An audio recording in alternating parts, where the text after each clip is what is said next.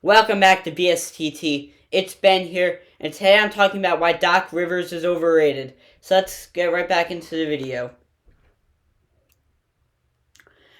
Doc Rivers is a man who played in the NBA from 1983 to 1995.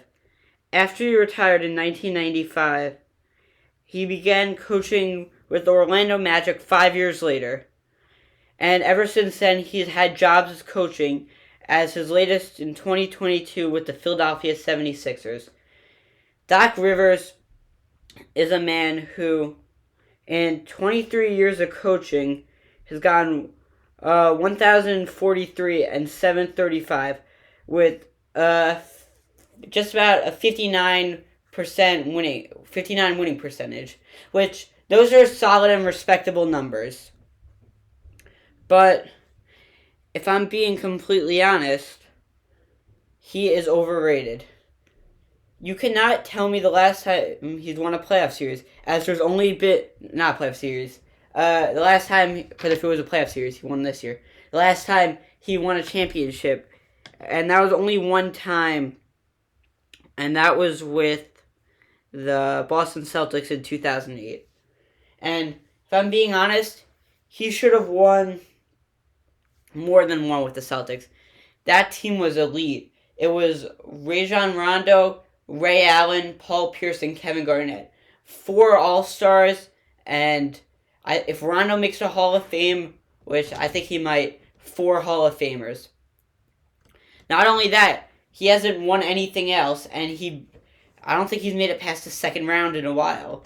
It's just like the Toronto Maple Leafs in the first round. And although I think he's a solid coach and good, as he was voted top 15 coach of all time at one point, I don't think he is that good of a coach anymore, and I think he gets overrated a lot. I'm sorry, but when you have like this year, he had two All-Stars in Harden and Embiid, and he had Tyrese Maxey, who was a good young player, and he couldn't win. He couldn't beat the Heat. And although Joel Embiid had a thumb injury for a little of it, your coach should know how to replace him. But yeah.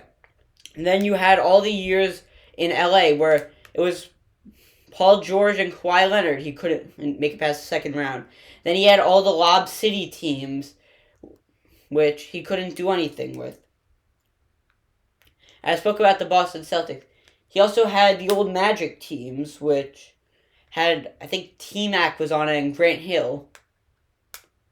Sorry, you cannot be considered that good of a coach and only have one championship. Like, Phil Jackson is the greatest coach of all time. Hold on, I'm going to try and calculate how many he has. Because he won 6 in Chicago, then in LA I think he won 4. I think he has like 10 championships at least. And I get he had like MJ, Scotty, Kobe, Shaq. He had all those players, but he knew how to use them. Just like how Steve Kerr. Yeah, he had Steph and KD for a while, but there's a reason why he's always in the finals. Like, look at this year.